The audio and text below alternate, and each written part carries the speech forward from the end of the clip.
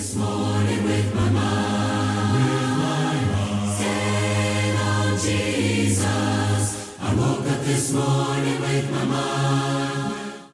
Hello, hey everyone. Joey Sparks here. This is your reminder God's mercies are new again this morning.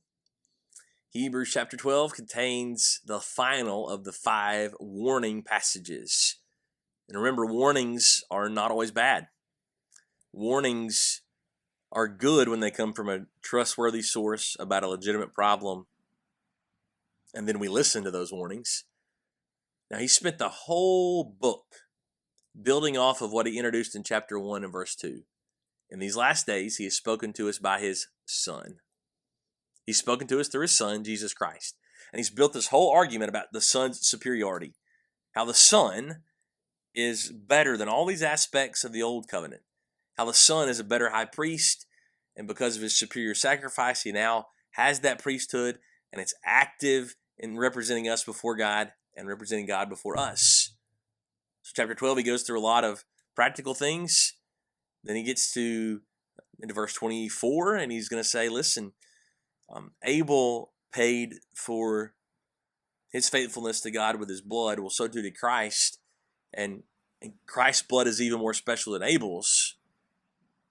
So don't neglect this precious blood, because he speaks a better message than even Abel's blood. So listen to what he says, verse 25.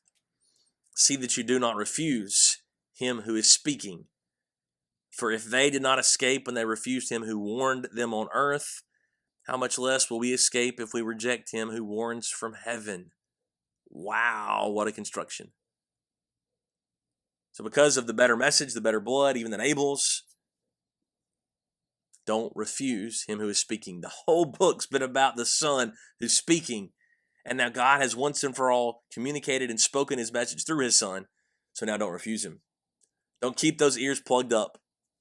You know, we've mentioned these to not drift, to not doubt, to not dull, to not despise.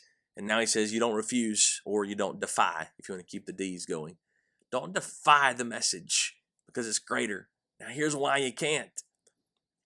Because when they were warned by earthly leaders, they could never get away from it. They could never get away with it, even when they rebelled. They were warned by God's servants all along. And yet they still rebelled. And they still paid for that rebellion. So how much less will we escape if we reject him who warns from heaven? Christ warns us from heaven. He's speaking a better message. Alongside that better message is a stronger warning. With great privilege comes great responsibility, we learn. So if you can't escape before, what makes us think we can escape now? No, nothing. There's nothing that logically shows that we can escape when we neglect Christ, when we refuse Christ. So what a challenge to know that the message is better, and then to submit even more greatly to it. So don't become dull, don't doubt, don't drift, don't despise the message, and don't defy. Finally here, chapter 12, verse 25. Don't refuse him who is speaking. The warning closes, verse 29, for our God is a consuming fire. God's so good that he balances his goodness with a strong consequence when we refuse.